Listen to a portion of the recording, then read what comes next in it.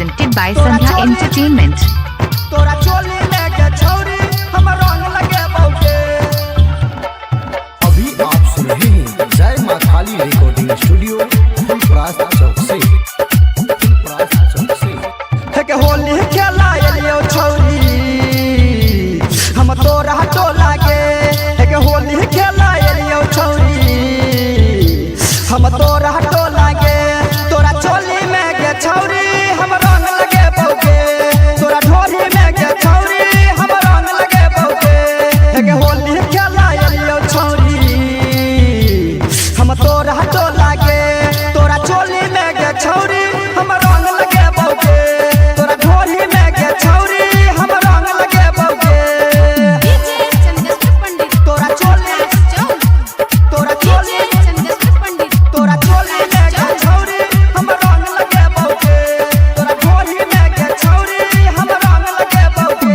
हे के लाल हरा नीला पीला सब छोरा देतौ के। सब छोरा देतौ के। सब छोरा देतौ। हां हां कतनो करबी महना नहीं बात छोरा बुझतौ के। बात छोरा बुझतौ के।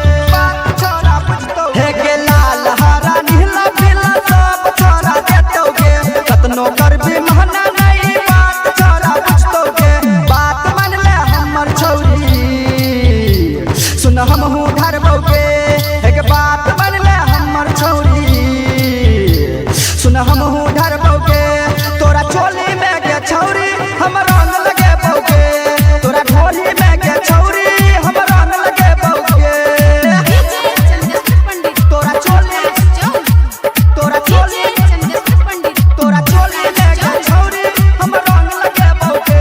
तोरा ढोली में के छौरी हम रंग लगे बहुते। हे के साल भर पया बैठै होली के त्योहार के। होली के त्योहार के। होली के त्योहार हे के बनिया बनिया कपड़ा में तू लागै छ बबाल के। लागै छ बबाल के। लागै छ बबाल हे के साल भर पया बैठै होली के त्योहार के। बनिया बनिया कपड़ा में तू लागै छ जजात के। रमेश माधु बनिया कहो सुन हमहू धरबौ के। डीजे चना दसवर कहो सुन हमहू धरबौ के। तोरा चोली में के छौरी हम रंग लगे बहुते। तोरा ढोली में के छौरी हम रंग लगे बहुते। यदि आप चाहते हैं संध्या एंटरटेनमेंट के सभी ऑडियो वीडियो देखें तो चैनल को सब्सक्राइब जरूर करें और बेल आइकन को दबाना ना भूलें।